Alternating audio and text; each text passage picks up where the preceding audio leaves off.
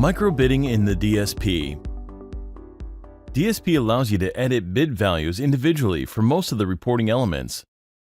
All adjustments are applied with immediate effect. To start microbidding, highlight the chosen campaign and click Report, or double-click on the entity to display detailed report on the selected campaign. Now you can switch between different reporting categories in tabs like Creatives, Inventory, Connection, Country, Devices, OS, Browsers. You can change the status of most of the reporting elements and increase or lower the bid for each single data row.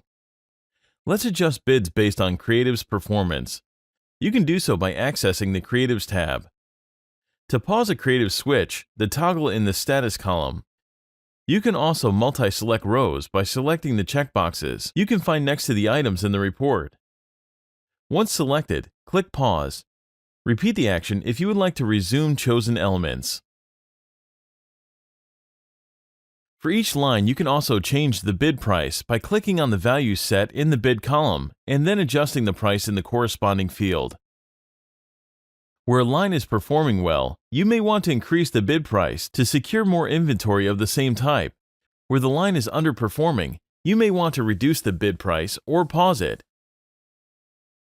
Volume also lets you microbid on cross-reference reporting categories. For example, you can increase or decrease the bid per creative per ad exchange, widget ID per site, and other.